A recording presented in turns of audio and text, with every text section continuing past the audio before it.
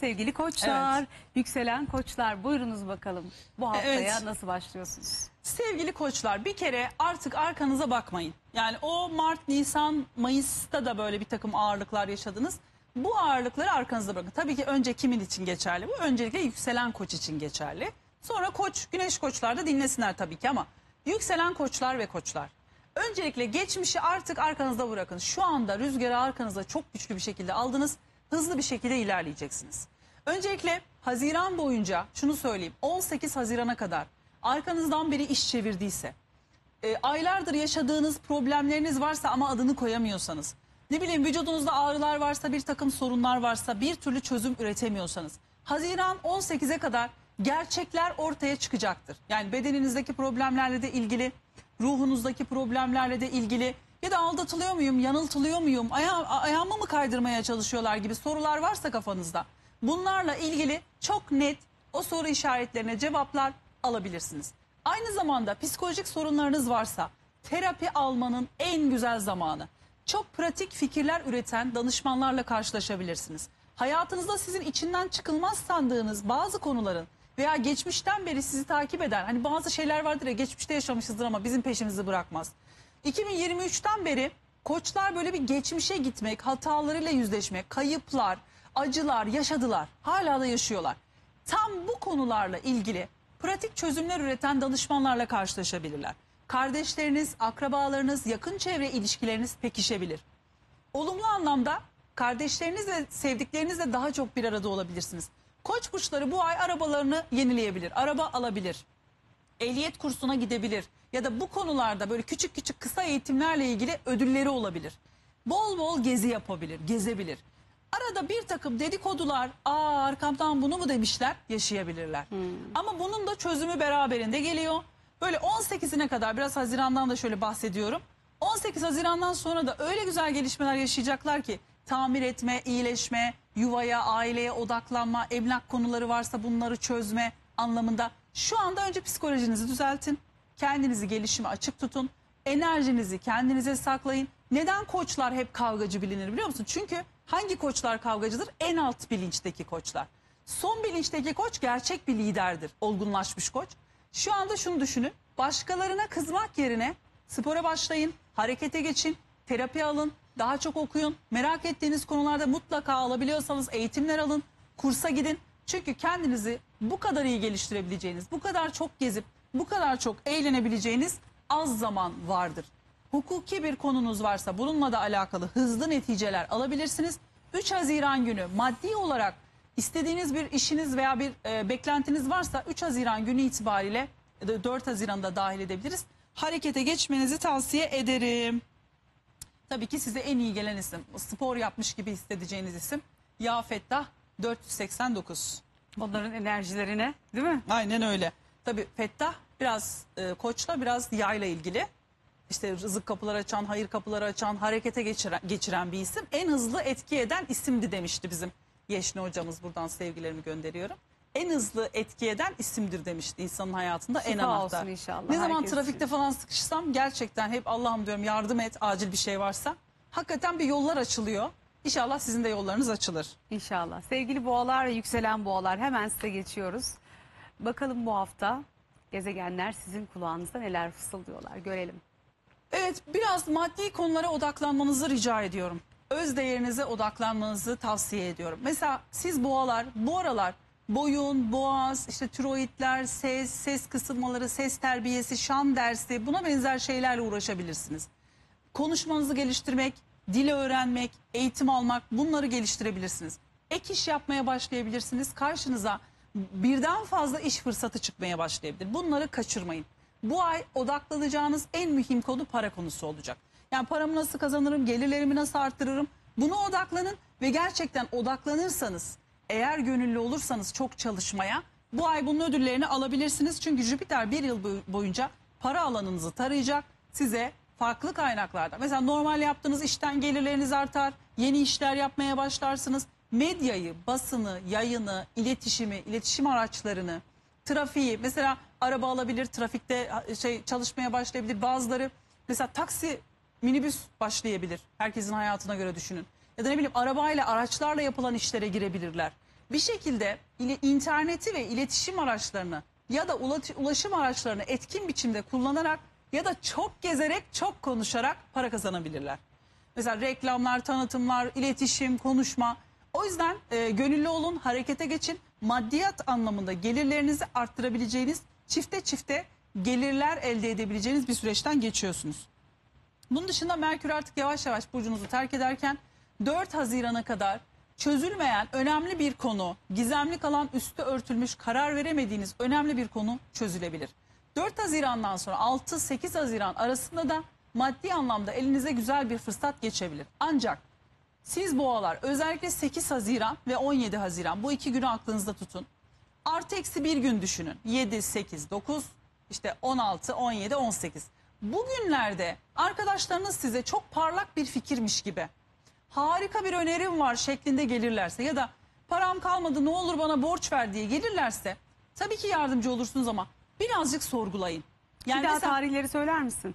6, 7, 8 Haziran, pardon 7, 8, 9 Haziran, 16, 17, 18 Haziran. Özellikle bu günlerde, hatta böyle bazılarınız için olaylar geç erken hayat planınıza göre nakşedilebilir. Bu ay birazcık arkadaşlarınızdan gelen yatırım tekliflerini, borç isteklerini biraz daha düşünerek hareket etmenize yarar var. Çünkü yanıltılabilirsiniz. Bu da sizin dostluklarınızı zedeleyebilir. Sosyal çevrenizde bazı insanların maskesinin düşmesi ve gerçek yüzünün ortaya çıkması gibi durumlar söz konusu olabilir ya da beni hayal kırıklığına uğrattın diyebilirsiniz.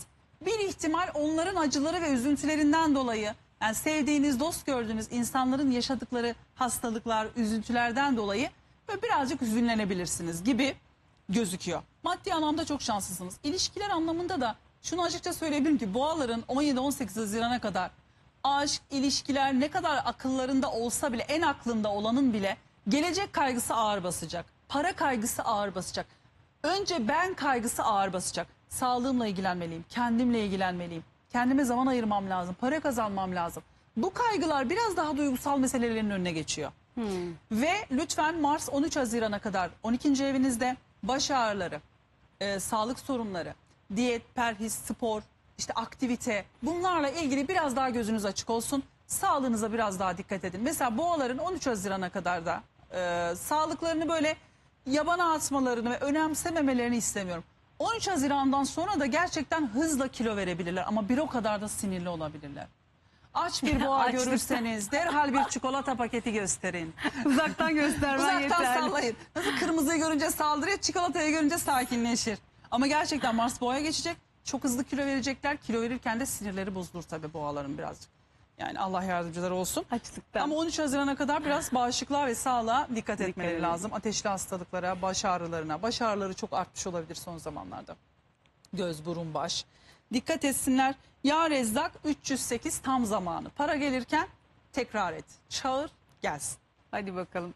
Valla bir şey söyleyeyim mi? Sen dedin diye diyete girdim. İyi yaptın. Ve hakikaten seyircilerimden de işte sosyal medyadan da herkes soruyor. Ne yapıyorsun, ne yiyorsun, ne içiyorsun? Bir de böyle biraz karaciğer detoksu Yemiyorum, gibi. aç yaşıyorum. Ha, yok hayır yani ama hakikaten aç yaşamıyorum ama aç gibi bir şey. Sonra Instagram hesabında hatta Kübra ile beraber kurduk yayın kanalı. Girdim baktım hemen. Kanalı Çok kanal böyle hiç iç açmayan bir çay yapmıştın. Dedim ki Allah'ım diyet böyle bir şey. saçmalama Sağlıklı çok olmayı- güzel lezzetli şeyler. Çay güzel mi? Güzel güzel hepsi güzel. Ondan sonra o yayın kanalına kanalı takip edenler görüyorlar. Öğlen, Hep beraber sabah, akşam. başlamışsın. 30 bin kişi vardı herhalde. Hayır 12 bin kişi var. Hepsine feyiz oldum. Şu anda Allah hep söyletti. birlikte bir diyete başladık Ben ve de. Mine de valla inşallah hep bize şifa olsun. Sana bir şey söyleyeyim mi? Açlıktan dolayı çok haklısın. Ben mesela Mart-Mayıs arası 11 kilo vermiştim. Nasıl verdim? Gündüz yedim ama ben çok sağlıksız beslenen biri değilim zaten. Daha böyle sebze ağırlıklı falan severim. Gündüz yedim. Akşam 5'ten sonra hiçbir şey yemedim. Sadece su içtim, yeşil çay içtim. Çok içmedim. Yeşil çay da çok Tabii. az içmek lazım. Özellikle tansiyon hastalarına. Bir tek bunu yaparak 4 ayda 11 kilo gitti ve o kadar rahattım ki. Sabah o yaptığım kahvaltının bir anlamı oluyordu. Ben kahvaltı yapmam mesela. Bu sadece kilo takıntılı değil. Gerçekten Sağlık. sağlıkçı. 20 yıldır sağlık programı Ya, yapıyorum. ağrısız Türkiye'nin en uyanıyorsunuz. önemli doktorlarıyla sağlık Evet. programı yaptım ve Türkiye'nin en önemli hekimleri çok yakın arkadaşlarımdır. Ve aldığım her bilgiyi söyleyebilir miyim? paylaşıyorum. Yayın kanalımızın adı da Bana iyi gelen sana da iyi gelsin. Senin haritan biliyor musun? İnanılmaz doktor haritası gibi, şifacı haritası gibi. Ve bak kendi doktorluk yapmaz, doktorlarla bir arada hareket eder. Mesela kendi mühendis Doğru. değildir, kocası mühendistir, babası mühendistir. Aldığım bilgileri taşıyorum Direkt bu tarafa. şifacı etkisi var senin Ay İnşallah hayatında. hepimize iyi gelsin. Valla kanala katılın siz de. Hep beraber birbirimize destek olalım, şifa verelim. İkizler orada mısın? Ta ta ta tam. Valla ikizler çok güzel bir dönemden geçiyorsun. Diyor Güzel. sanki eğer ya güzel günler beni bekliyor ama birileri ceketimden, pantolonumdan tutuyor diyorsan, Eteğimden çekiyor. eteğimden çekiştiriyor diyorsan haklısın. İkizlerde sadece nasıl bir şey var biliyor musun? İkizler ne kadar dışarıdan neşeli, enerjik gözükseler de ya da bir dertleri varsa ona üzülüyor gözükseler de temel dertlerini biliyor musun? Sanki kavuşamadıkları biri var gibi hissederler hayatları boyunca. Aslında bunu bütün insanlarda vardır bu alt Melankoli bilinçte. mi? Çift enerji ikizler. Bazıları mesela doğuştan çoğu ikizlerin bakarsın ikizi anne karnında vefat etmiş. Veya işte bir kardeşini kaybetmiş. Bunları yaşayabiliyor Ha, birçoğu. sadece aşk değil yani. Sadece aşk değil. Bir şey var, biri var, beni bekliyor ama nerede, kim? Hep bir arayışları vardır. O yüzden çok çabuk sıkılıyorlar da bazen. Bu aralar bu his biraz daha fazla artabilir. Yani bir şey yapmam lazım, bir şey eksik ama ne eksik? İşte böyle zamanlarda ne yapmak gerekiyor? Ruhumuza ve kendimize zaman ayırmak gerekiyor. Eğer ki dışarıda bir şeyler karmaşaya dönüştüyse hayatınızda içe dönme vakti gelmiştir. Şu anda bakın iş hayatında aktif olabildiğiniz kadar aktif olun. Hayatın içerisine yayılabildiğiniz kadar yayılın. Ama gece 1 saat, 2 saat, akşam 1 saat ne kadarsa kendinize de sessiz bir zaman oluşturun. Eğer bu söylediğimi yaparsanız gündüzü müthiş bir aktiflikle geçirirken günün 1 saatini de sessiz, işte telefondan uzak, tabletten, bilgisayardan uzak, sadece 1 saat artık meditasyon mu yaparsın, orada namaz mı kılarsın, dua mı edersin, o sana kalmış. Ruhuna zaman ayırırsan o içindeki boşluk hissine çok faydası olduğunu göreceksin. İnanılmaz parlak başarılarla bezendikleri bir süreçteler. Çok güçlü teklifler gelebilir. Öyle ki bu ay içerisinde birden fazla kez hayatınızı değiştirecek teklifler alabilirsiniz. Yaşadığınız olaylar, gördükleriniz, aldığınız ödüller veya bir işten aldığınız sonuçlar sebebiyle bakış açınız tümüyle değişebilir. Yaşadığınız ülke, şehir değişebilir, aldığınız eğitimlerle bakış açınız değişebilir. Yani siz artık başka bir insan olmaya başladınız. Başka bir olgunlaşma zamanından geçiyorsunuz ve şunu da söylemek isterim. Bir ödüller dönemindesiniz. Ödülleriniz şu anda da hemen gelmeye başlayabilir. Yıla yayılarak da gelebilir. Siz ümitli olun. Nerede olmanız gerekiyorsa oraya doğru yönlendiriliyorsunuz. İkili ilişkiler, arkadaşlıklar, aşk hepsiyle ilgili bu haftadan itibaren şansınız çok yüksek. İmajınızda ve hayatınızda çok büyük yeniliklere açık olduğunuz bir süreçtesiniz. Gerçekten verimli bir süreçteler. Ha, baskılar var, engellemek isteyenler var, ay boyunca da olacak. Ama buna rağmen sizin şansınız bu baskıları yenecek gibi görünüyor. Siz de eğer isterseniz. Aşkta Güzel. da, işte de, hayatın her alanında da dış görünüşünü yenilemek, güzelleşmek, parlamak her bakımdan. Tam işte Nur'la beraber diyete başlama zamanı. Siz de başlayın spora, diyete tam zamanı hareket Bu arada etmeye. sevgili seyirciler yazıyor. Bana iyi gelen sana da iyi gelsin. YouTube'da değil bu kanal. Benim Instagram hesabımda. YouTube'da değil. Çok tatlı. Demek öyle bir kanal kurmam gerekiyor YouTube'da. Bana iyi gelen sana da iyi gelsin. YouTube değil, Instagram hesabımda zaten sayfaya girdiğinizde göreceksiniz. Instagram. Sizlerde esmasını söyler misin? Söyleyeceğim bir hemen. Ya Latif 129 kere. Lütfen meditasyon yaparken ya da dua ederken böyle biraz çekilin ve bunu zikredin. Sadece bunu yapmayın. Kendinize iyi gelen başka şeyler varsa onları da ekleyin. Tam zamanı.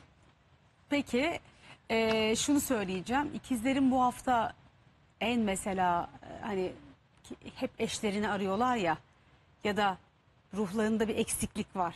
Bu duygu onlar için ne kadar daha sürer? Bu aslında ay boyunca bunu çok hissedebilirler. Çünkü bir karma süreci. Yani nasıl söyleyeyim? Hani ruhunun tanıdığını özlemek, ruhunun tanıdığını aramak, işte ruhuna iyi geleni aramak, bir şeyi kaybettim bulabilecek miyim hissi. Bu arada hayatın aşırı yoğun akışı. İşte o kaybettiğiniz şeyi bulma hissini kendinize zaman ayırarak yapabilirsiniz. Peki hemen yengeçlere geçiyorum. Evet. Yengeçler ve yükselen yengeçler. Buyurunuz. Ay. Aman. Aman. Yengeçler. Dost düşman belli oluyor. Hislerinize güvenin. Mesela ben hiçbir şey duymuyorum ama hep duyarım. Gözümün önüne gelir görüntü, vizyon, ses, hissederim. Biliyorum kim ne yapıyor arkamdan. Evet yengeçler, bir şeyler dönüyor olabilir arkanızdan ama aklınızı, fikrinizi, zekanızı kullanarak Bu manipülasyona bir dur diyebilirsiniz. Yengeçler bu ara nereye sığınmalısınız biliyor musunuz? Mesela bir su elementinin en büyük hatası şudur. Laf anlamayacak insanlara laf anlatmaya çalışmayın. Mesela anlamayacak seni, senin kadar merhametli değilse, senin kadar hassas değilse, senin kadar nazik değilse senin hassasiyetlerini anlamayacak. Ama oturup düşünüp kendi kendine bir karar verip gerekirse yazarak ne anlatmak istediğini birkaç cümleyle özetleyebilirsen, doğru noktada konuşursan eşinle, çocuğunla, arkadaşınla, rahatsız olduğun kişiyle 3 cümleyle, fazla değil. Uzun uzun ya kırmak istemiyorum seni ama falan, kendinizi paralamadan. Bu aralar bu manipülasyona bir dur deme şansınız var. Dedikodulara, düşmanlıklara, Allah korusun ama bir takım sağlık sorunlarına da açık olabilirsiniz. 18 Haziran'a kadar arkanızı birazcık kollayın. Birileri bir şeyler konuşuyor. Haberimiz var. Konuşuyor. Hissediyorsunuz da ya da kendinizi ifade edemiyorsunuz. Bu arada siz de konuşuyor olabilirsiniz. Geçen hafta da söylemiştim. Siz de böyle dayanamıyor, içinizi dökmek istiyor, yeter artık diyor olabilirsiniz. Biraz kıskanıldığınız, bunu da hissettiğiniz için kızdığınız bir süreçte olabilirsiniz. Enerjiniz size lazım, başkalarına çaldırmayın. Bu aralar yengeçlerin pasaport, vize, yurt dışı işleri ve işlemleri çok olabilir. Yeni eğitimlerle, manevi konulara yönelerek, şifa işlerine yönelerek kendilerini çok güzel geliştirebilirler. Bu aralar ufkunuzu çok geliştirecek ve manevi olarak da sizi aydınlatacak insanlarla ya da konularla karşılaşabilirsiniz. Bazen öyledir ya, içinizde bir boşluk olur ya da manevi bir boşluktasınızdır. Ne yöne gideceğinizi bilmiyorsunuzdur ki su gruplarının hepsi, yoğun su elementi enerjisi olanların hepsi doğuştan böyle okyanusta sandalla giden kişiler gibidirler. Yani en ufak bir rüzgarda titrerler.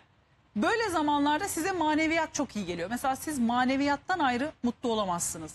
Ve kendinizi birazcık böyle manevi olarak mutsuz hissediyorsanız, ne yöne gideceğinizi bilemiyorsanız, böyle enerjinizin yükseldiğini, size rehberlik edecek insanların denk geldiğini ya da çok şükür diyeceğiniz, dua şükür sebebi olacak olaylarla karşılaşacağınızı öngörebiliriz. Gerçekten kendinizi önce siz koruyun. Maneviyatınızı güçlendirin. Bazı sizinle uğraşmaması gereken düşmanlarınız olabilir, arkanızdan konuşabilirler, edebilirler. Bunlarla alakalı da bence aldırış etmeyin. Gerçekten yüzünüzle konuşma cesareti gösterene kadar insanlara da çok kafanızı takmayın. Aslında yengeçlere en önemli uyarım ne biliyor musun? Çok kafayı takmayın. Yani kafanızın içi o kadar dolu ki bütün gezegenler onların arkasında şu anda. Yani 12. evlerinde. O kadar dolu ki aşkı düşünüyorsunuz, sevilmiyor muyum, eğitim ne olacak, para işleri ne olacak? Hayatta hep düşünecek bir şeyler vardır.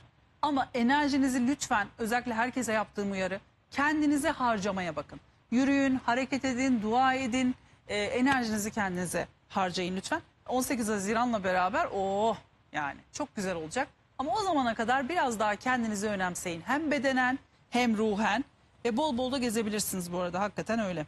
İyi de gelecektir size. Düşmanlık ve karamsarlığa dikkat edin. Seni anlamıyorlarsa planlarını kendi başına yap. Kendini kurtarma planı yap. Ya Kuddüs 170, fazla değil. 170 veya 15 dakika maksimum. Kudüs ne? Kuddüs temizlemekle ilgili. Temizleyen, Ruhul Kudüs diyor ya, temiz, nezih, kutsal olan. Temizleyen. Temiz Mesela enerji. dünya bu isimle temizlenir. Yağmurlar yağar, işte dünya nasıl kendini döndürüyor? Temizleniyor, arınıyor, yapraklar dökülüyor, çürüyor, meyve vitamin oluyor, bir daha açıyor. Bu Kuddüs ismiyle oluyor. Evet. Ama fazla zikretmek iyi gelmez. Peki. 10-15 dakika ya da 170 kere. Ve Mine Ölmez'den ikizlere ölmez tavsiyeler. İkizlere demişim. Pardon, yengeçlere. İkizler zamanındayız Aman. ya. Ya ne oldu O da bana? bitti. Aslanlara. Aslanlara Sıra ölmez geldi. tavsiyeler geliyor. Bir dakika, dedik ya hani yükselen burcunuzu nasıl bulacaksınız diye, çok kısa onu söyleyeceğim. Sevgili Kübra'cığım doğum tarihini yazmış CİMER'e, onu da söyleyelim. Sonra doğduğu hastaneye yazmış. 1,5 ay sonra, değil mi Kübra? 1,5 ay sonra CİMER'den tam doğum saati gelmiş. Biraz bekliyorsunuz ama neticede geliyor. Evet, yani benim gibi evde doğmadıysanız tam doğum saatinizi alırsınız. Tabii evde doğanlar için yapacak bir şey yok bir ama şey yok. Annenizin doğduğunuz hafızası. hastane belli, ama anneniz unutmuşsa gerçekten CİMER'in böyle bir şeyi var, ne derler, hizmeti var. Sağ olsunlar. Çok teşekkür ediyoruz bu arada İyi ki gerçekten. varlar. Biz astroloji severler için inanılmaz büyük bir kolaylık oluyor. Şimdi aslanlar, yükselen aslanlar, buyurunuz efendim, sıra sizde. Evet, öncelikle şunu söyleyeceğim. Eğer para konusunda ve iş konusunda Aynı zamanda kariyeriniz, eğitim planınız varsa bu konuda özverili olursanız meyvesini çok güzel alacağınız bir süreçtesiniz. Özellikle 3-4 Haziran günü parayla ilgili, kariyerinizle ilgili konularda bir takım fırsatlarla karşılaşabilirsiniz. Bu ay aslında Aslan Burcu'nun gerçekten psikolojisini düzeltme, tatil yapma, kafasını dağıtma zamanı. Tabii ki çocuk sorumluluğu, ev sorumluluğu olan aslanlar için biraz olaylar geriden geliyor olabilir. Yani o rahatlığı bekliyor olabilirler. Fakat bu ay gerçekten çok hayal ettiğiniz, çok istediğiniz bir şey değil, iki şey birden olabilir. Böyle çifte bir kısmetiniz, çifte bir şansınız olabilir. İstekleriniz, hayalleriniz konusunda. Ve gerçekten ruh halinizi iyileştirmek, tatiller yapmak, gezmek, size iyi gelecek insanlarla bol bol sohbet etmek, sosyalleşmek, aşık olmak, sevmek, sevilmek, flörtler açısından şanslı bir süreçte olduğunuzu söylemek isterim. Birçok aslan eğer bebek istiyorlarsa bu ay bu konuda çok avantajlı görünüyorlar. 18 Haziran'a kadar yoğun bir tempoda çalışmanızı tavsiye ediyorum. 18 Haziran'dan sonra dinlenme planlarınızı yaparsanız daha güzel dinlenirsiniz. Ama o zamana kadar aktif olmanızı ben size çok tavsiye ediyorum. Size dikkat etmenizi önereceğim şey şu olacak. 13 Haziran'a kadar özellikle çok fevri olmamaya çalışın. Bugün, yarın, birkaç gündür belki bir şeyleri böyle bir çamları devirdiniz ama bundan sonra devirmemeye çalışın. Çok kırıcı, çok yıkıcı konuşmalar yapmamaya çalışın. Öğrenciyseniz hocanız, size eğitim veren insanlar veya hukuki bir meseleniz varsa avukatınız, işte danıştığınız kişiler ya da çok 3-4 güvendiğiniz... Mayıs dedin, Haziran değil mi? 3-4 Haziran, 3-4 özür dilerim. Haziran. Özür dilerim, düzelttiğin için teşekkürler. Size manevi olarak enerji verdiğini düşündüğünüz insanlarla da ilgili ufak tefek hayal kırıklıklarınız olabilir. Bana kalırsa böyle çok dayanamıyorum artık demediğiniz bir şey değilse çok da böyle laf sokucu olmamaya çalışın. Çünkü gerçekten aslanlar bir patlama yaşayabilir. Yeter artık, inceldiği yerden kopsun diyebilirler. Ama kavgacı olmamalarını tavsiye ediyorum. Az önce en başta söylediğim gibi ateş elementi bir burç olarak dans, müzik, hareket, yürüyüş, spor, enerjinizi bu şekilde atmaya bakın. Güneş ışığından sağlığınıza olumlu katkı olacak zamanları seçerek faydalanmaya çalışın. Güneş sizin şifanız, iyi geliyor size. Biraz daha böyle enerji depolamaya çalışın ve fevri olmamaya özen gösterin. Kariyer hayatlarıyla ilgili 3-4 Haziran'da güzel bir fırsatla karşılaşabilirler.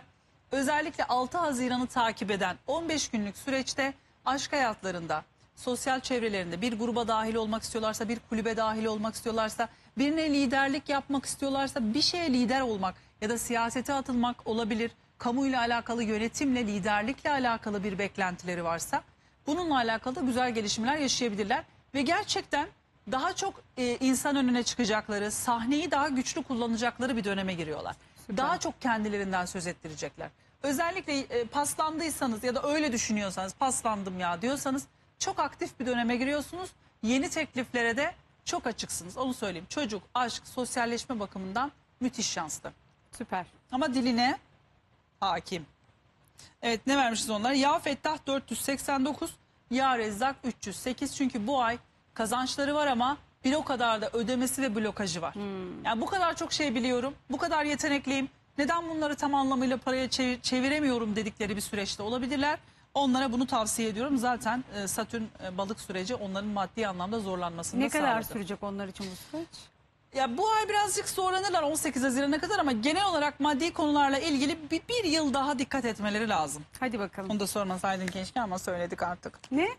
Yani söyledik artık, bir yıl kadar dikkat edin. Bir yıl kadar. Ne olsun canım, bir yıl dediğim bile var ya, gözünü açıp kapatana kadar geçiyor. Zaman su gibi. Hayat böyle. O yüzden Allah sağlık versin. Para her zaman bir şekilde halloluyor. Evet. Sağlık da halloluyor da Allah dermansız dert vermesin. Yani. Aslanlar, seviyoruz sizi. Sevgili Şenay ablacığım, Şenay Düdek, İzmir'e sevgiler. Seni çok seviyoruz özellikle. Başaklar ve yükselen Onu da Başaklar. ekranlarda görebiliriz çok yakın zamanda. Şenay ablayı mı? Jüpiter desteğiyle. Aa, Tabii. bence çıkmalı zaten ekrana. Çok yakın zamanda başlayabilir bir şeyler. Yine ne İlginç, dediyse yaza doğrudur. giriyoruz ama yani Haziran, Ağustos, akabinde Ekim çok verimli. Bakalım ne olacak. Ay, ne olacak, hadi bakalım. Aslanlar, öpüyoruz sizi. Başaklara geçiyoruz. Evet, İnşallah. ciddi işlere başlayabilirler. Ciddi gibi? işler. Ne Mesela demek o? resmi bir kurumda çalışmaya başlamak. Tayin, atama, yükseliş planları, resmi konularla ilgili başarı göstermek. Artık böyle hani hobi için yapılan mesleklerden ziyade ciddi belli başlı bir işe doğru yönelebilirler. Kariyerlerinde rüştlerini, yani rüştünü ispat etmek mevzusu var ya, ben bu işte artık uzman oldum, uzmanlık aldım. Veya işte bu işte hoca oldum, eğitmen oldum. Böyle bir baş öğretmen havasına girebilir Başaklar. Her ne iş yapıyorlarsa, mühendislerse de, doktorlarsa da, eğitmenlerse de bu işlerde bir böyle rüştünü ispat etme hali olabilir Başaklarda.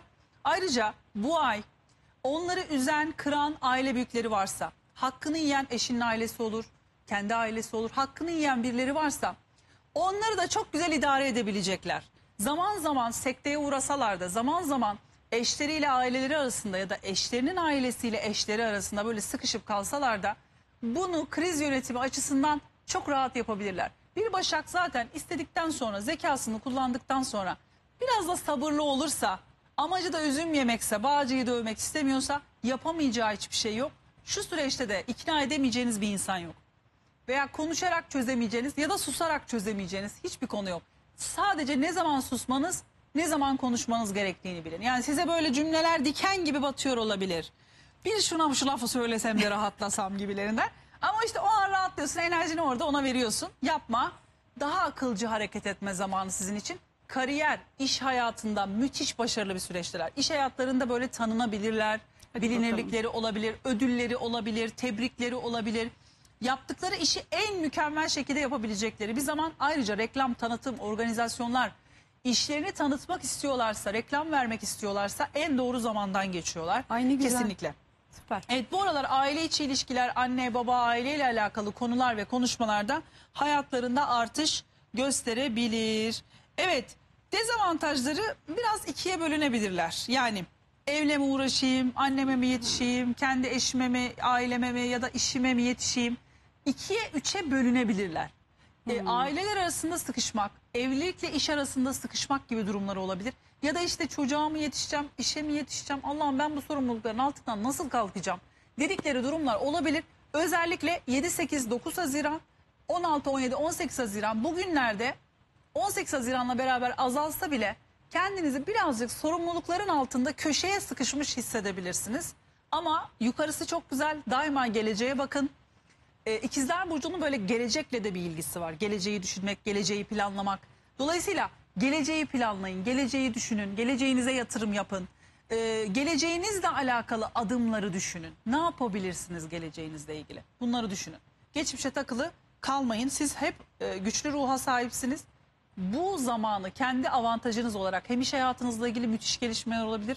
Hem kariyeriniz, hem imajınızla ilgili, hem de medeni halinizle ilgili. Sakın pes etmeyin, mükemmel bir zamandan geçiyorsunuz. Ay, Onlar da inşallah. çok şanslılar. Kesinlikle çok şanslılar. Bir markalaşma ve büyüme sürecinden geçiyorlar çünkü. Ama işte dediğim gibi enerjiyi doğru kullanma meselesi çok önemli. Evet, İnşallah. parana dikkat et, eyvah ki eyvah, çok para çıkabilir bu ara ellerinden. Ama beni dinleyen Allah'ın izniyle yolda kalmaz. Para çıkıyor, çıkmıyor değil, hepimizden bir gidiyor para. Ama enerjinizi öyle güçlü tutun ki giden paranın yerine geldiğini hep düşünün. Gerçekten de öyle oluyor. Benim param giderse yerine daha fazlası gelir. Hep böyle düşünün, böyle niyet edin. Çünkü ne söylersen ona dönüşüyorsun. Doğru. Evet. Bu arada valla Şenay ablanın yazmış bana, selam var sana. Aslanlar için söyledin ya, hatta onun için de bir şey söyledim. Vallahi biliyorum yine diyor. İnşallah, hadi bakalım. Peki. Biraz senden duymayı özledik. Yani biraz konuşmalısın, anlatmalısın, bir yargı dağıtmalısın aslan olarak. Değil mi? Bir Şenay Düdek ekranlarda olmalı. Kesinlikle. Teraziler ve yükselen Hemen teraziler. söyleyeyim, 131 yaz selam Başak. Teraziyi öyle geçelim. Ha, Unuttum Başak'ın ben. esmasını söylemedik. Evet, Söyle bir daha. 131 yaz selam. Evet, Evet. özür dileriz Başaklar. Severiz Esenlik sizi. olsun. Bir de tam Başak'a denk gelmesi, titiz, temiz, kuruntulu Başak'ta esma unutuyoruz. İşte öyle olmaması gerektiğini öğrensin diye ona rehberlik ettiriyor Allah Allah. bize. Peki teraziler ve yükselen teraziler, Evet. orada mısınız?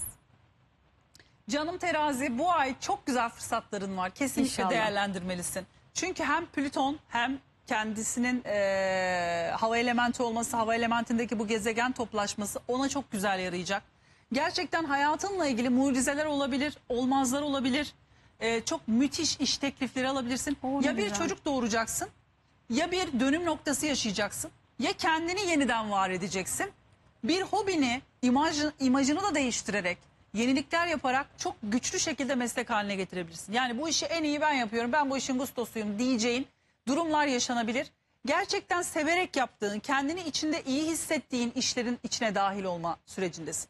Bu arada onların da 2023'ten beri iş sorumlulukları, işsizlik sorunları, iş hayatındaki çok yük altında olmaları, evcil hayvanları, ağır sorumluluklar zorluyor. Bütün terazileri zorluyor. Ama şunu unutmayın, terazi burcunda Satürn yücelir. Dolayısıyla siz Satürn transitlerinde ne kadar sorumluluk alırsanız, ne kadar işleri ince eler, sık dokursanız, adalet güzel bir şekilde size doğru o kadar tecelli eder. Mesela terazi adaletten hiç şaşmamalı. Hiçbir zaman kötülük yapmamalı. Kendi seçimleri kendini ilgilendirir ama başkalarına karşı adaletten şaşmaması gerekiyor. Elbette kendine karşı da. Bu angarya işler, iş yükü, akraba yükü, çocuk yükü, işte hayvanın varsa hastalanması, ya çiftçi olan teraziler çok zorlanıyor olabilir. Çiftçilikle uğraşıyorlarsa. Size göre bir meslek değil ama onu da söyleyeyim. Derhal bir mikrofon alıp şarkı söylemeye başlayın orada. Saman balyaların üstüne çıkın ve şarkı söyleyin. Terazi Hakikaten mi? öyle. Olabilir yani, terazidir, çiftçilik yapıyordur. Size göre bir meslek değil ama diyelim ki yapıyorsunuz. En azından onun içinde kendinizi daha iyi var edeceğiniz, daha iyi hissedeceğiniz bir noktaya taşımaya bakın. Çok zorlanıyor Ay, olabilirler. çok şekersin ya. Estağfurullah. Tarım ve hayvancılıkla uğraşan teraziler çok zorlanıyor olabilir özellikle. Çiftçilik yapan, kamuda çalışan, bütün iş yükü onun üstüne kalmış olabilir. Genel olarak böyle bir zorlukları var. Bu ay içerisinde de yine böyle 6, 7, 8 Haziran, 16, 17, 18 Haziran'da biraz daha ben köle miyim ya? Ben sizin Ya, kurbanınız yerim mıyım? sizi. Diyebilirler. Ama bu günleri saymazsanız muazzam bir güçlü enerji altındasınız. Kendinizi yepyeni bir imajla var edebilirsiniz. Ha böyle der ya, sahnelere geri döndü. Böyle bir ortama ışık gibi doğabilirsiniz. Hayat sizi çok güzel destekliyor. Hem güzelleşip hem imaj yenileyip hem işte hem aşkta hem seyahatler anlamında hem iletişim anlamında kendinizi çok geliştirebilirsiniz. Var olan işinizden mutsuzsanız bambaşka iş fırsatlarıyla da karşılaşabilirsiniz. Ama Süper. özel hayatınızda 13 Haziran'a kadar dandan akan meydan muharebesi yaşanabilir. Niye? Mars Koç'ta Şiron'la kavuştu. Dandana Şimdi kan. bayılıyorum ona ya. Tarihte en sevdiğim dandan akan meydan muharebesi. Bunları hep ezberliyorduk Dur ya. anlat, o kadar şeyli olacak Öyle yani bir ilişkileri. dandan akan dememin sebebi o. Dandan Oo. akan meydan muharebesi. Böyle zıp zıp zıp zıp kavgalar, tartışmalar olabilir. Ya da partnerinizle aranız çok iyi olur ama partnerinizin yaşadığı bir hezeyan, bir problem size yansıyabilir. 13 Haziran'a kadar partnerinize karşı sabırlı olmanızı tavsiye ederim. Askere gidebilir, bir derdi olabilir, bir sıkıntısı olabilir, size öfkeli olabilir, saldırganlık eğilimleri olabilir. Sizin ona tahammülünüz azalmış olabilir. 13 Haziran kadar dikkat ediyorsunuz birbirinize yaralayıcı sözler söylememeye. Bu aynı zamanda ortaklarımız için de geçerli teraziler açısından. Ortaklarına da dikkat etsin. Danışmanıyla kavga edebilir. Sen ne biçim psikologsun, sen ne biçim diyetisyensin diyebilir. O Sen kadar. ne biçim avukatsın diyebilir. Evet, yani bu aralar hayat size biraz daha agresif şeyleri yansıtıyor olabilir. Siz de yeter artık, yani ben bunu istemiyorum Hay Allah. diyebilirsiniz. Ona dikkat. Tavsiyen ne olur? Bence bol bol nefes terapisi yapın. Öncelikle tavsiyem o. Onun dışında da öfkene dikkat et. Biraz daha sağlığına dikkat et. Azıcık şöyle ayaklarına masaj yap. Kendi kendine de olsa. Böyle bir aromatik yağlarla biraz ayaklarını ov. Ayağından özen göster kendine. Ayaklarından, ayak bileklerinden yormamaya çalış. Eve geldiğinde ilk işin, müsait olduğun ilk fırsatta ayaklarını şöyle bir uzatmak olsun. Biraz daha kendine zaman ayır. Kendi kadrini, kıymetini önce sen bil ve evcil hayvanlara da yardım et. Hem yardım et hem sev. Onların enerjisi de çok şifalı. Sana Doğru. bu aralar iyi gelebilir. Yağ ve kil 66 kez. Evet sevgili teraziler, çok önemli uyarılar, önemli tavsiyeler vardı. İnşallah hayatınıza kolaylıklar ve güzellikler gelsin. Akrepler, yükselen akrepler. Bakın neler olacak hayatınızda. Evet, çalışkanlığın takdir edilesi ancak kendini de paralama. Akrebin böyle bir kendinden öç alma huyu var. Akrebe hep akrep diyorsunuz ama o akrep neler çekiyor biliyor musunuz? Evet, Akrep var ya, baktı ki dışarı, çok zekidir bu arada akrepler. çok. İğnenin deliğinden Hindistan'ı görür. O kadar zekidir, görgülüdür, analizcidir. Ondan sonra ama baktı ki karşıdaki bomboş, tın bir insan, içine kapanır hemen. Der ki ben buna laf anlatamayacağım. Mücadele vermemin anlamı yok. Umru Dediği olmaz. noktada da intikamı kendinden alıyor. Çalışarak kendinize eziyet ettiğiniz, çok kendinizi paraladığınız, mesela kapı cam 10 kere sildiğiniz veya iş hayatında eve iş getirdiğiniz, kendinizle bir münakaşaya girdiğiniz bir süreç olabilir. Sizin de evcil hayvanlarınızla, birlikte çalıştığınız insanlarla, yanınızda çalışanlarla bir takım problemleriniz olabilir. 13 Haziran'a kadar İş ve çalışma hayatınız, sağlığınız ve kendinizi şu paralama konusuyla ilgili bir dikkat edin. Baş ağrıları, dolaşım sorunlarıyla ilgili dikkatli olun. Eğer diyete perhize başlayacaksanız kontrollü gidin. Kesinlikle bilmediğiniz diyetleri akrepler uygulamayın, çok yanlış. Herkese yanlış da bu ara akreplere daha çok yanlış. Al şu ilacı iç zayıflarsın, al şu çayı iç zayıflarsın diyenlere sakın prim vermeyin. Çünkü zayıflama uğruna hata yapabilecekleri bir süreçteler. Veya işte sağlığım için şunu kullanayım, bunu kullanayım deyip yanlış ilaçlar sebebiyle hata yapabilecekleri bir süreçteler. Sakın uzman kontrolü dışına çıkarak diyet, spor, perhiz gibi hatalara girmeyin. Bu çok önemli. Metabolizmanızı bozmayın, vücudunuzu bozmayın. Dikkatli olun. Dinlenmeniz lazım. Kafa dinlemeniz lazım. Kendinizi çok paralamamanız lazım. İnsanlara olan öfkenizi kendinizden çıkarmamanız lazım. Sevdiklerinizden çıkarmamanız lazım. Bunu söylemek istiyorum. Bol bol topraklama yapın. Su elementisiniz ama bu aralar doğada vakit geçirmek, çamurla oynamak, çiçekleri koklamak, işte biraz daha ağaçlarla, doğayla haşır neşir olmak size çok iyi gelecektir diye düşünüyorum sevgili akrepler. Ve yorgunluk, stres, sağlık kısmına dikkat ederseniz para kazanmak, gelir elde etmek, dışınızı, imajınızı yenilemek, finansal anlamda başarı elde etmek adına şanslı olduğunuz bir süreçtesiniz. Çifte çifte kısmetler, para, miras, nafaka gibi konularda güzel fırsatlarınız olabilir. Ve size tavsiyem ne? Kendinizi önemseyin. Başkalarının acısını kendinizden çıkarmayın bu aralar. Yani başkasına kızarak acıyı kendinizden çıkarmayın. Zorlu sandığınız işlerin bile üstesinden kolayca gelebilirsiniz. Ya Rezzak 308, ya Allah 66 kere zikredebilirsiniz. Aşkla ilgili bir şey söylemedim. 3-4 Haziran aşk ve ilişkilerle ilgili güzel gelişmelere açık olduğunuzu söyleyebilirim. Ya da en azından netleştiğiniz, kafanızda bir şeylerin oturduğu günler diyebilirim. Elinize de bu hafta güzel bir para geçebilir. Hayır, niye akrepçiklerime, canlarıma aşkla ilgili bir şey söylemiyorsun yani? Ama hatırladım hemen. Neden? Tek kelimeyle olmaz. Tanrım kötü. Hayır Mineciğim, bir kullarım. dakika, ben tek kelimeyle bırakmam akrepleri. Olmaz. Onlara olan aşkımı, sevdamı biliyorsun yani, ne kadar çok sevdiğimi.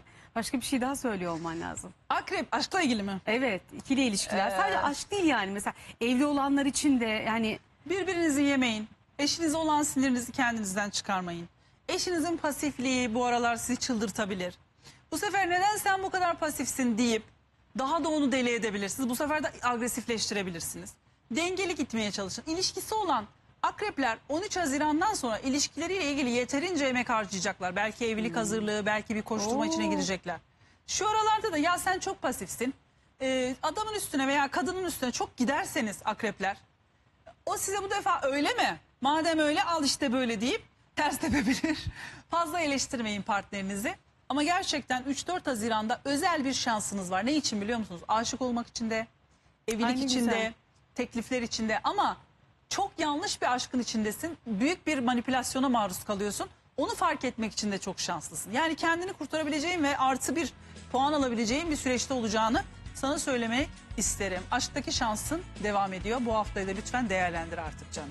Evet sevgili yaylar ve yükselen yaylar, akreplerin hemen ardından ekran başında olan neşeli, güleç, her eve lazım yay buradaysa cevapları da geliyor.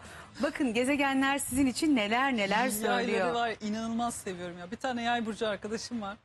Yaşam koçu gibi, öyle tatlı ki, öpüyorum buradan onu.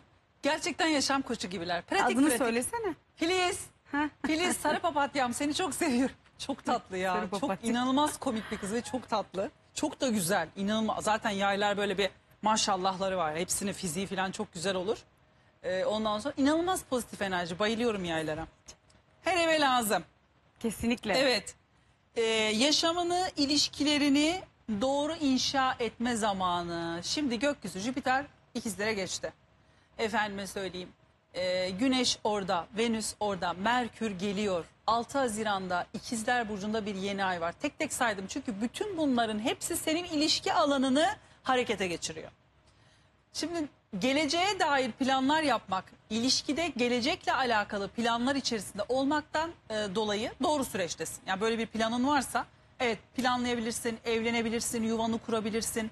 Bu arada mesela ailenin onaylamadığı biriyle berabersen ya da tersine partnerin çok iyi ama ailenle sorunların varsa biraz bu sorunlar arasında sıkıştığını hissedebilirsin. Yay burcu özgürlüğünü teslim etmekle etmemek arasında bocalayacak bu ay. Yani evleneyim mi, bekar mı kalayım? Efendim söyleyeyim, ciddi ilişkiye mi geçsem, etrafıma mı? Ben ne yapacağım?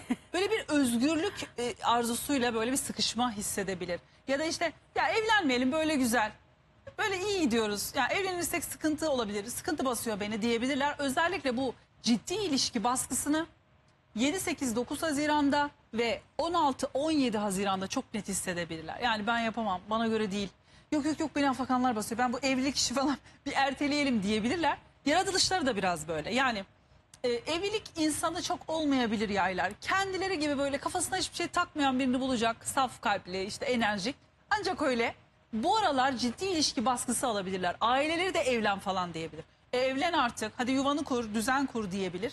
Böyle bir ne yapsam acaba, işte gelecekte kendini çok hayal edebilir. Evlensem böyle mi olur, çocuğum olsa şöyle mi olur?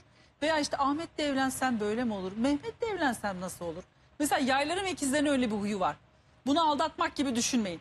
Acaba Mehmet'le evlensem daha mutlu olur muydum? Hep düşünürler kafalarında. Acaba işte bu yola gitseydim daha iyi olur muydu gibi. Biraz böyle sorgulamalar içerisinde olabilirsiniz bu süreçte. Ama gerçekten birçoğunuzun evleneceği, birçoğunuzun yuva kuracağı, birçoğunuzun ilişkilerle alakalı başarı elde edebileceği bir süreç olacak. Ortak işler yapabilirsiniz, birini sevebilirsiniz, evlilik teklifi alabilirsiniz, aşık olabilirsiniz.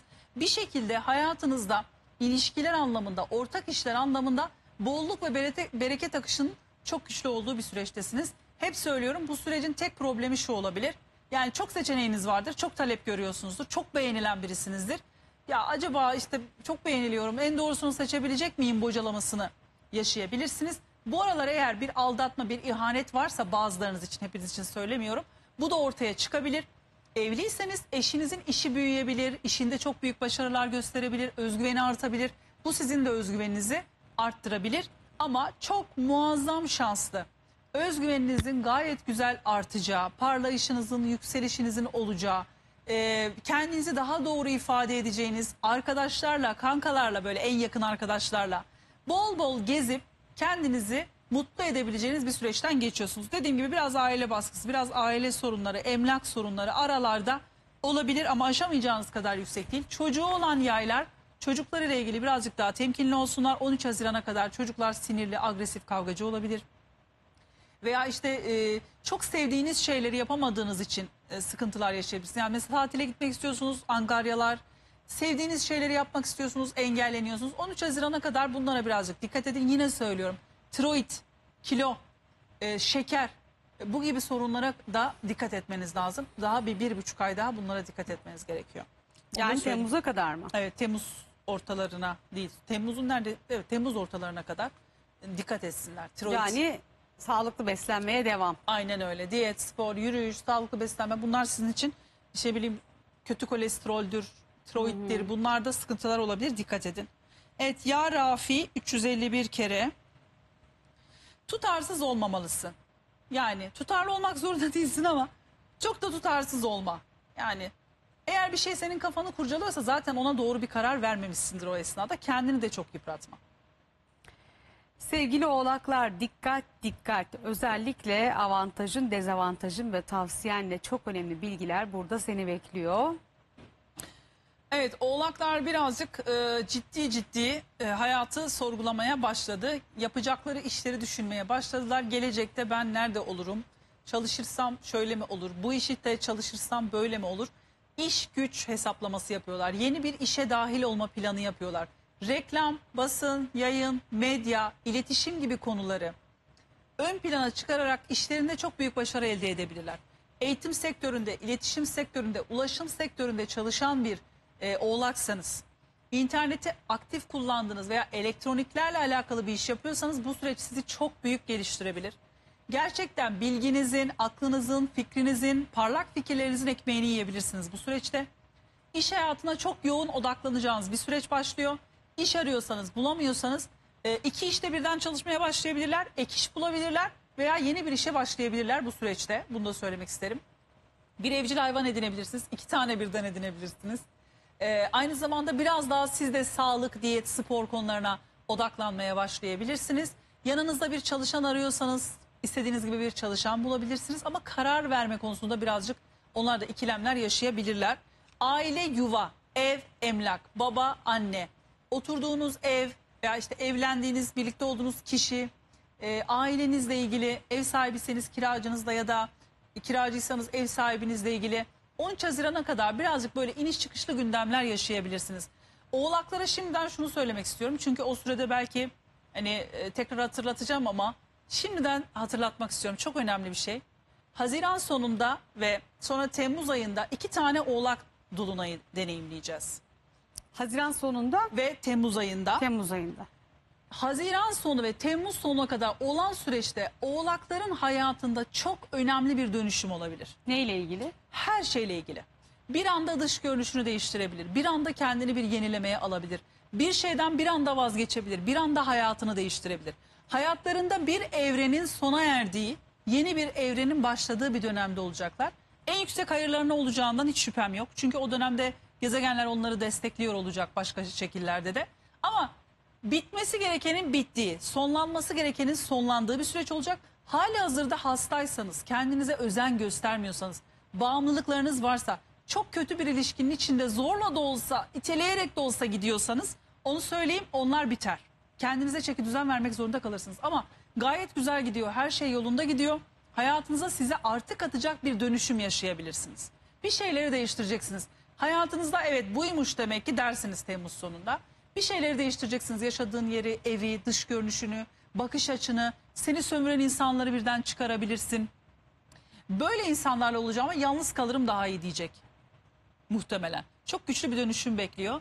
Ne zaman böyle olsa o burcun hayatında hakikaten çok güçlü dönüşümler yaşanıyor. Hayırlarına oluyor. Mesela İnşallah. yıllardır bir arkadaşım kurtulamadığı, boşanmak istiyor. Eşi yurt dışında gelmiyor, boşanamıyor. 2 tane terazi dolunay oldu 2018'in Nisan'ında.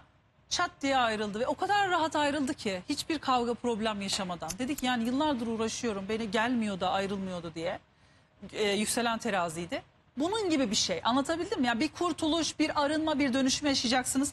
O zamana kadar da planlarınızı doğru yapın. Neden şimdiden söylüyorum? Çünkü Haziran'da bunun tohumları zaten çoktan atılmaya başlandı. Haziran gelmeden bu süreç başladı. Haziran'da da çok hızlı ilerleyeceksiniz. Onu da söylemek istiyorum. İş hayatınızda yenilikler zamanı, ilişkilerinize odaklandığınız ve ilişkide başarı elde ettiğiniz tarihte 18 Haziran itibariyle başlayacak. O zamana kadar daha iş, sağlık, yapılanma, evde huzuru sağlama odaklı olacaksınız. Kavgadan kaçının aile içinde. Evet. Esması. Ya Melik 90, ya Allah 66. Fazlasına gerek yok. 10-15 dakika ya da bu şekilde yaparsanız size çok iyi geleceğine inanıyorum. Vallahi oğlaklar, Allah var keder yok. İnşallah zorluklarınız kolaylıkla geçer diyelim. Ne diyelim? Sevgili kovalar, yükselen kovalar. Avantajlar ve dezavantajlarla sana olan uyarılar neler? Bir görelim bakalım. Vallahi kovalar Oo. çok şanslılar. Yani güzel bir Parlıyorlar. süreçten geçiyorlar. Evet. Jüpiter'in ikizlere geçmesi, Güneş'in, Venüs'ün, Merkür'ün de Oh, halihazırda oh, buraya oh. gelmesi, yeni ay onlara çok yarayacak. Müthiş. Yeni ay, yeni başlangıçlar, nişanlar, nikahlar, kutlamalar, çocuk haberleri, bebek haberleri, sahnede olmak, işini büyütmek, tüm bu konularda kovalar çok şanslı. Yani üzüldüyseniz ki Plüton kovaya geçtiğinde şöyle bir yılın son ayları 2023'ün Kasım, Aralık, 2024'ün ilk 2 ayı falan kovalar çok yıprandılar. Hatta Nisan'a kadar sürmüş olabilir. İşte şimdi o yıpranma sürecinizde dönüşünüzün muhteşem olduğu bir sürece giriyorsunuz. Gerçekten kendinizi daha iyi ifade edeceğiniz, daha çok konuşacağınız, daha çok fikir beyan edeceğiniz, daha çok insanla tanışacağınız, daha sosyal olacağınız, daha eğlenceli bir süreçte olacağınız zamandasınız. Bazıları çocuk sahibi olacak, keyifle. Bazıları çocuklarını alıp belki tatillere gidecek. Bazıları gerçekten istediği gibi, aradığı gibi bir ilişkiye başlayacak. Bazıları evlenip nişanlanabilirler. Kendinizi yenilemek, sahnenin önüne çıkmak için çok verimli bir süreçten geçiyorsunuz. Tek dikkat etmeniz gereken yine diliniz. Hep söyledim sizi uyaracağım diye. 13 Haziran'a kadar dilinizin kemiği olsun, dilin ağzınıza da batsın. Aman diyorum. Konuşmalarınıza çok dikkat edin. Kırıcı, yıkıcı ve onarılması güç şeyler söylememeye çalışın. Trafikte çok dikkat edin. Araba alım satımı yapacaksanız arabanın motoruna ve işte bakımına çok dikkat edin. Doğru bir araba mı aldığınıza iyi bakın. Araba, trafik, ulaşım, iletişim, internet, sosyal medya, konuşmalarınız, kardeşlerinizle olan ilişkiniz bakımından birazcık zorlayıcı bir süreçten geçiyor olabilirsiniz. Yakın çevrenizle anlaşmanız da bu aralar zor olabilir. Aranızda bir takım kavga ve tartışmalar cereyan edebilir. Kafanızın içi çok mücadeleli olabilir. yanlış insanlara kızıyor ya da boş yerde boş insanlara kızarak enerjinizi boşa israf ediyor olabilirsiniz. Bu anlamda da biraz dikkat etmenizde yarar olduğunu düşünüyorum. Genel olarak çok şanslılar. Özellikle 3-4 Haziran emlak, ev, aile, yuva, hep söylüyorum biliyorum ama bugünlerde de sizin için çok şanslı etkiler var. Aradığınız gibi bir ev bulabilirsiniz. Aile içindeki bir takım sorunlarınızı çözebilirsiniz. Yeni ay size aşkla, umutla, bir evlat haberiyle, bir evlat başarısıyla, bir kutlamayla, bir hediye ile gelebilir. Önümüzdeki 15 günlük süreçte bunlara da çok açık olduğunuzu söyleyebilirim. Kovaların enerjisi çok yüksek. Sadece Güzel. biraz dillerine, konuşmalarına dikkat etsinler. Şu bile olabilir. Şu an bir yabancı ülkedelerse mesela dili öğrenmek, laf anlatmak için zorlanıyor olabilirler. Konuşmak ve laf anlatmak bu aralar zor olabilir. Dikkatli konuşmanıza yarar var. Evet. Esmaları. Ya Halim 88, ya Vekil yine size de 66. Çünkü konuşmalarınıza dikkat etmeniz, sakin olmanız gerekiyor. Ve muhteşem bir süreçti aslında kovalar. Çok çok çok güzel. Bir tek söyleyecekleri cümleler ya da düşünce tarzları, karşısındakine hitap şekli hayatını ters düz edebilir. Ona dikkat etsinler, değil mi? Kesinlikle keyfi ve neşesi, olumlu şekilde özgüveni, gereksiz Süper. bir özgüven değil, artabilir. Çok istediği şeyler böyle hediye gibi olmaya başlayabilir. Gerçekten güzel bir süreçtesiniz. Hani güneşiniz kovaysa da yükseleniniz kovaysa da. Süper. Balıklara geçiyorum hemen. Sevgili balıklar, yükselen balıklar. Aha. Hakikaten öyle bak, balık. Nın nın nın nın Dın nın dırın nın. dırın dırın dırın dırın. Nın. Balıklar, bu hafta yaşayacağın olaylar seni ruhen değiştirebilir ve seni hiç olmadığın kadar olgunlaştırabilir. Ara ara böyle söylüyorum ya, bir 2 ayda bir filan. Çünkü bir Satürn manevrası yazık. Satürn balık burcundan geçiyor. Evet. Çok enteresan.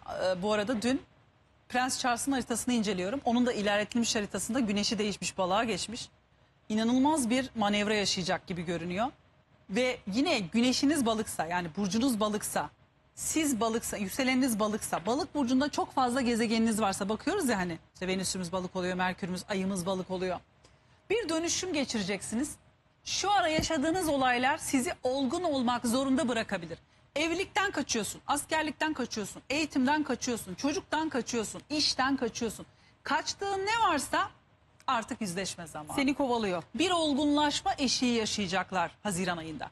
18 Haziran'dan sonra düğünler, dernekler, nişanlar, davetler, kutlamalar. Hani nişanlanırsın, bir seviye atlarsın. Evlenirsin, baba olursun, anne olursun. İşe girersin, askere gidersin. Bir seviye atlayacaklar hayatlarında. Ve gerçekten durdukları yerde bir güçlenme, bir büyüme fırsatı yakalayacaklar aynı zamanda. Yani şununla yüzleşebilir. Artık başka kaçış noktam kalmadı. Sorumluluk almak zorundayım. Bu konuyu çözmek zorundayım. Mesela işte istemediği bir yere bir süreliğine de olsa taşınması gerekebilir. Çalışmaya başlaması gerekebilir. Para kazan. Hiç korkmayın, zahmette rahmet vardır. Bu sözü çok seviyorum. Zahmet ettiğin ne varsa o sana sonunda ödül olarak dönüyor. Sorumluluklarını sakın ihmal etme.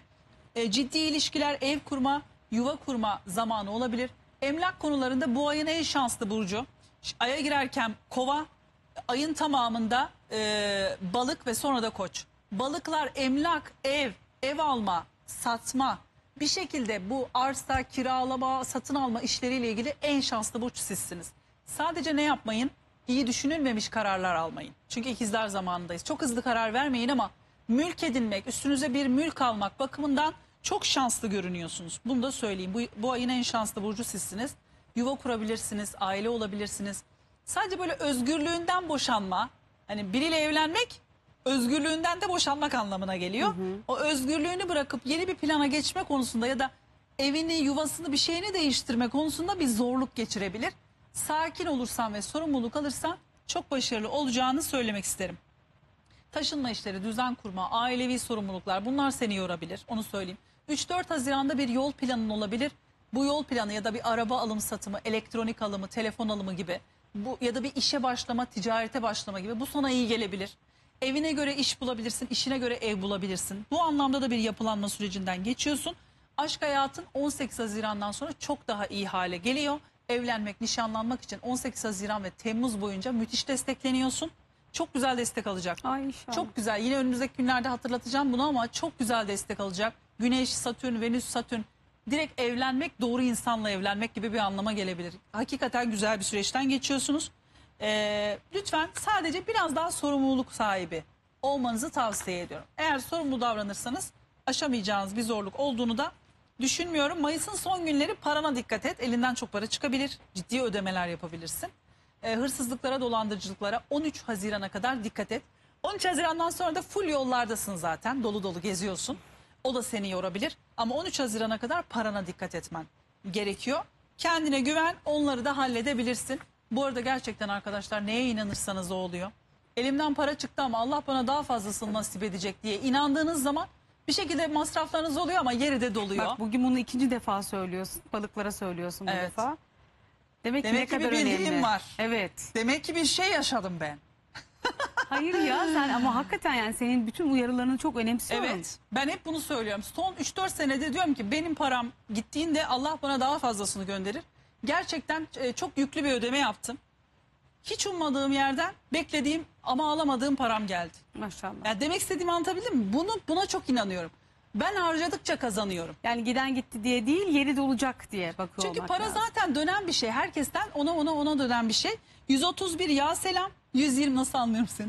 129 ya latif. Ama gerçekten bu konuda özellikle altını çiziyorum bakın. Hep deyin ki para döner dolaşır bana gelir. Benim ihtiyacım olan şey ihtiyacım olduğu anda beni bulur. Allah bana bir ödeme yaptırınca onun fazlasıyla bana geri dönmesini sağlar. Yani bir de para da öyle bir şey. Bu arada toprak elementi bizler, başaklar, boğalar, oğlaklar cömert oldukça daha çok zenginleşiyoruz. Bizim sınavımız da budur. Cömertlik. Allah'a şükür. Yani cömertiz bizler. Cömert oldukça zenginleşirler. Balıklar peki? Balıklar da öyle. Balıklar da dua ettikçe, inandıkça çok sihirlidir balıklar. İnandığı şeyi gerçekleştirebilir. O yüzden çok dikkat edip enerjisini güçlü kullanması gerekiyor. Ah ne güzel. Peki sevgili balıkların özellikle hani bu süreçte her burcu uyarıyorsun ya. Özel uyarıların ne olur onlara? Özel uyarım, paranıza dikkat edin. Yanlış yatırımlar yapmayın. Dolandırıcılara dikkat edin. İşte bu ara çok moda ya. Para harcamak değil de dolandırılma Dolandırıcı riskleri var. ikisine de Ay, dikkat Allah etsin. göstermesin. Mesela bir şey satın alabilir, elinden çok para çıkabilir. Ha. Bir şey alabilir, çok ödeme yapabilir. Birisi onu dolandırabilir. Cüzdanını çaldırabilir. İşte banka önünde dikkat etsin. Paranı çaldırmamaya, paranı birine kaptırmamaya çok dikkat etmelisin sevgili balık. 13 Haziran'a kadar dikkat ediyorsun. Cebin delikmiş gibi her şeye dikkat ediyorsun. Bunun dışında da sorumluluk sahibi olmasını ben tavsiye ediyorum. Gözün Yani, açık olsun diyorsun. evet yani alışamadığın koşullar gelişiyorsa zahmette rahmet vardır sözümü hatırla. Burada yoruluyorum Allah'ım bunun bana güzel zamanını da göster diyerek o zorluktan kaçma. Evet. Sorumluluktan kaçma. Çok önemli. Sevgili balık ben de dolandırılma var ya- riskine karşı gözün açık olsun. Attığın imzalara dikkat Kendi et. çenemden Girdiğin yoruldum. şifrelere dikkat et, tamam mı? Bu çok önemli. Çok teşekkür ediyoruz Ben Mine. teşekkür ederim. Haftaya tekrar yine çok güzel yorumları bekliyoruz.